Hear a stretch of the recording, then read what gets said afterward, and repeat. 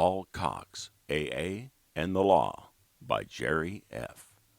On the night before New Year's Eve, 1988, Paul Cox and two friends were at a keg party near Larchmont, New York. When the beer ran out, the three went to a local bar where they continued drinking. Then the three men walked towards Cox's parents' house where he was living. On the way, they passed the Larchmont home of Doctors Lakshman and Shantu Shervu.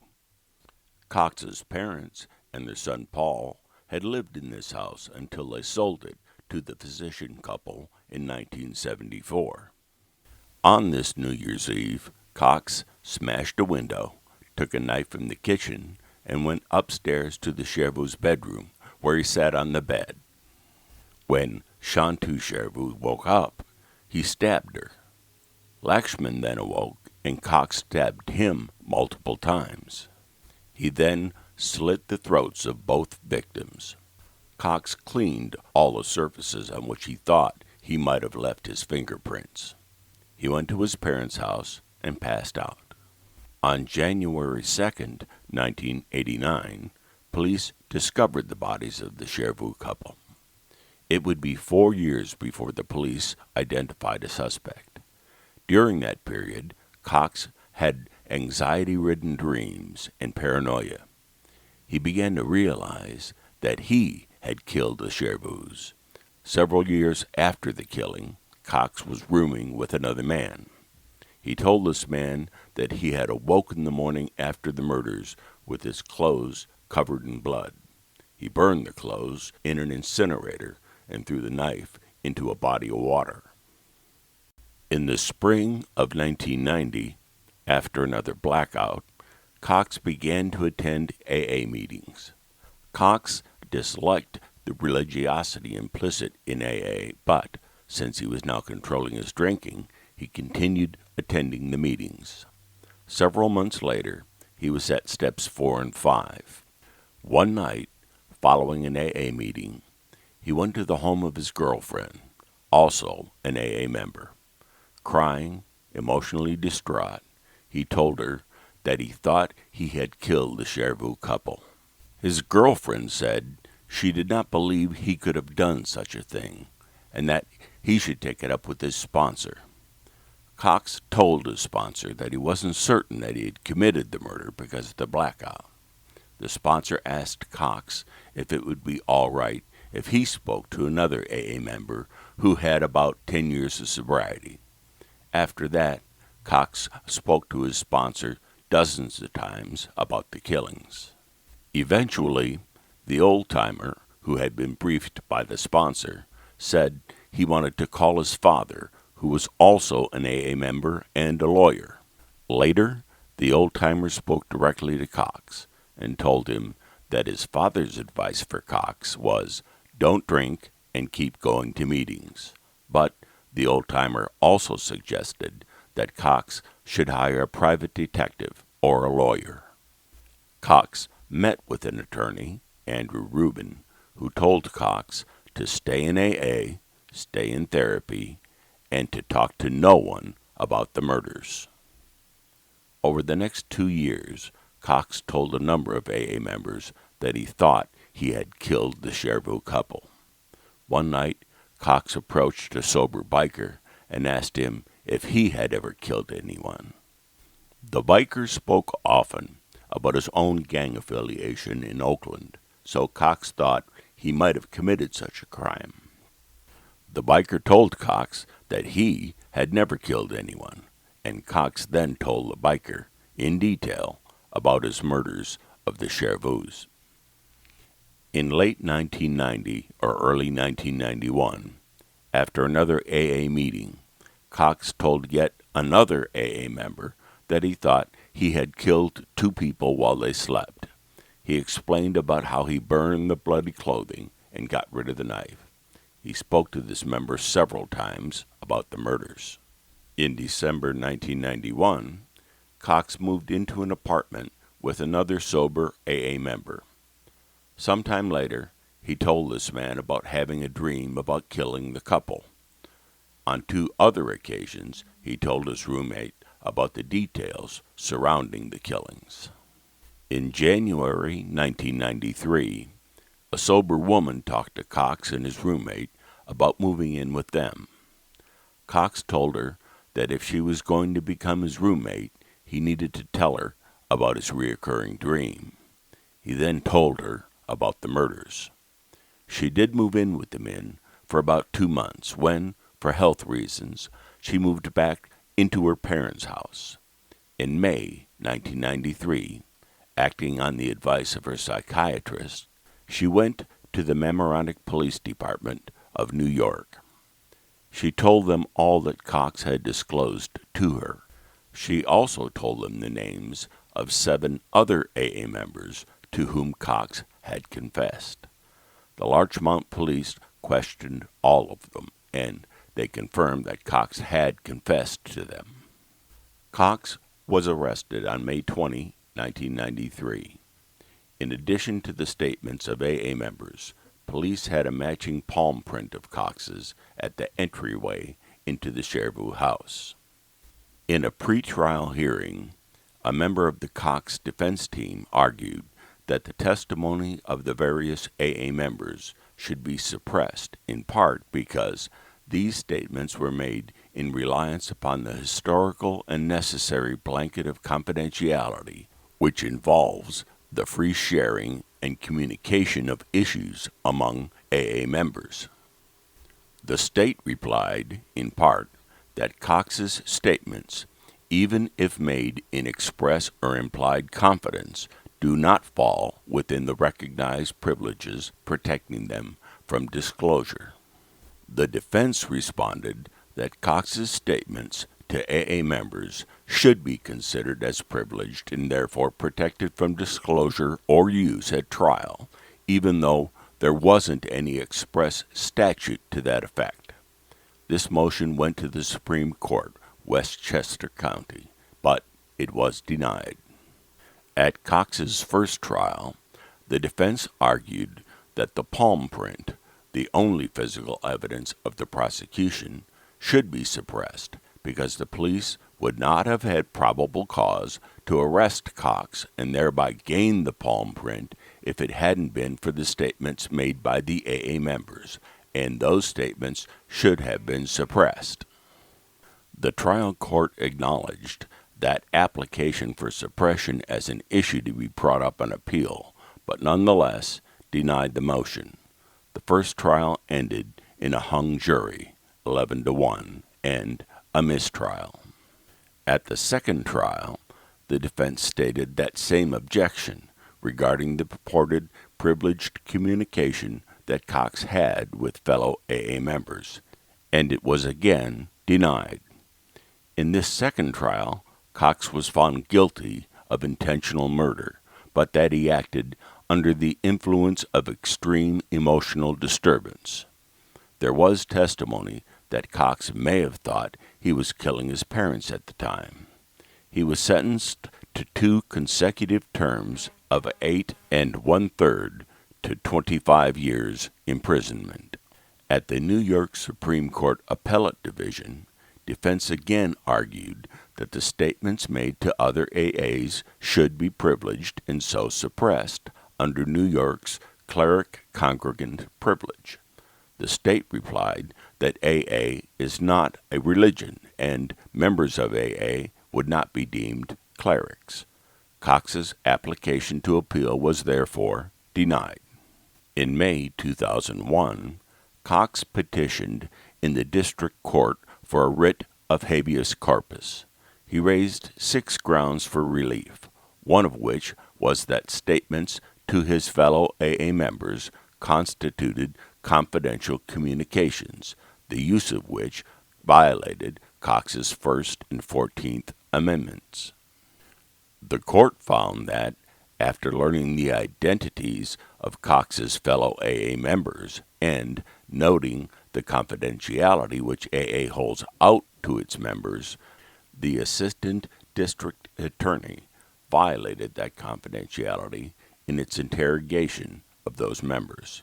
The district court then reviewed the origins of New York's cleric-congregant privilege, quoting the New York Court of Appeals explanation in Carmona that New York's test for the privilege's applicability distills to a single inquiry, whether the communication in question was made in confidence and for the purpose of obtaining spiritual guidance.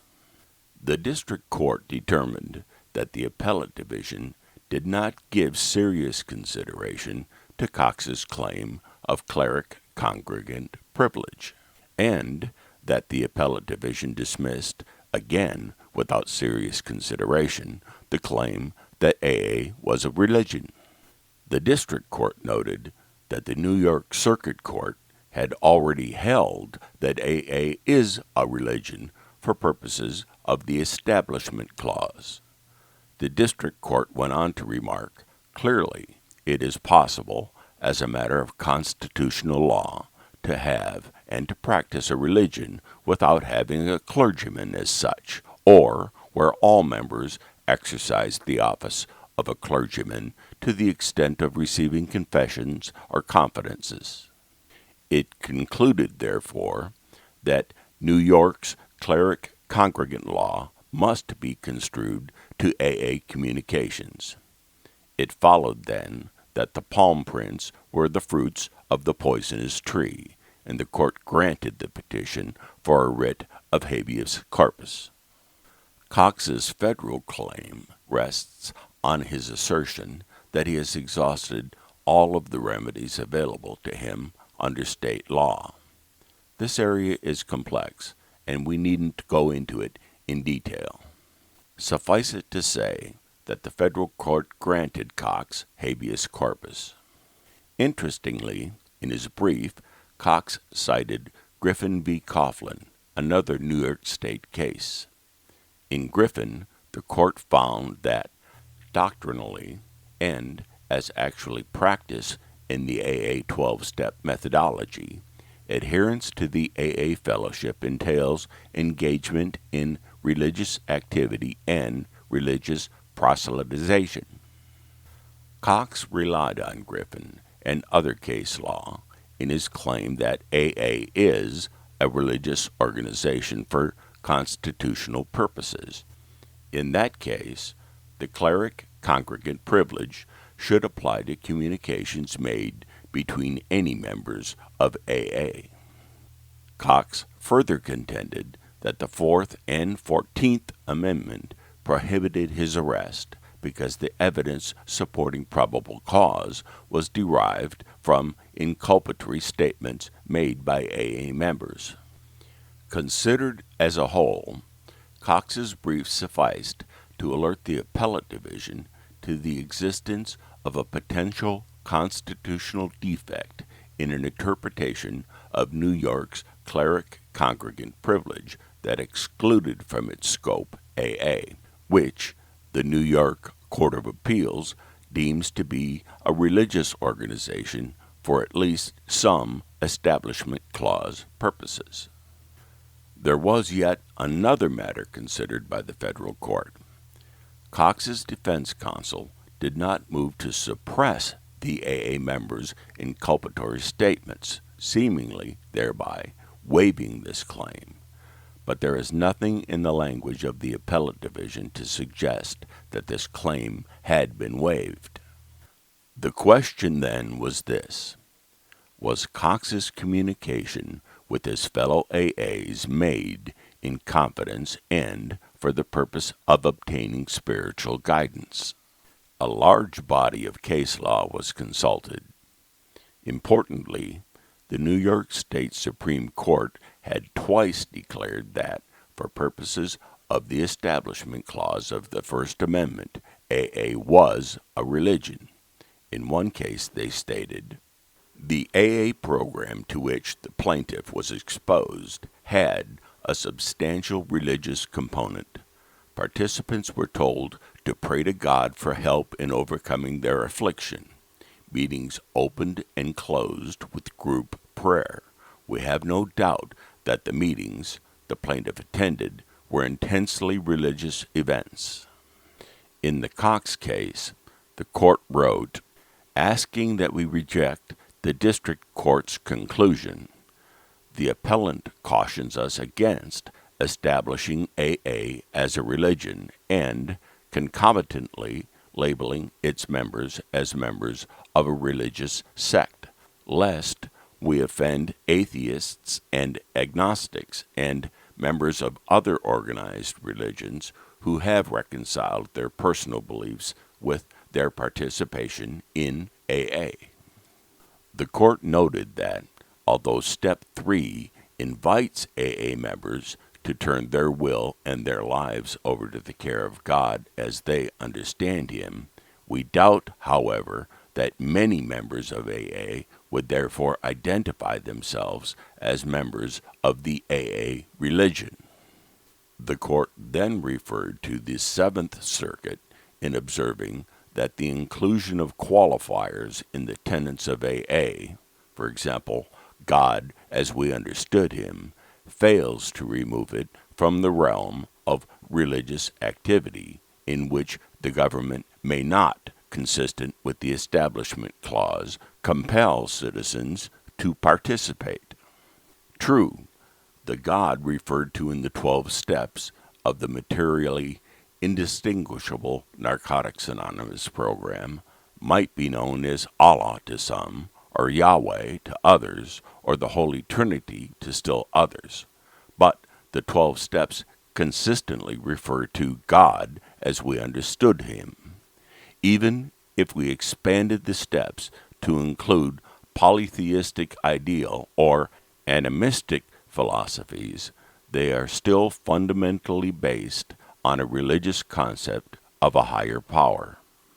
Had Cox requested confidentiality before consulting each of the 8 AA members to whom he confessed the murders of the Cherbourg couple, and if he had asked those members for spiritual guidance, the case could have had enormous consequences for AA regarded as a religion.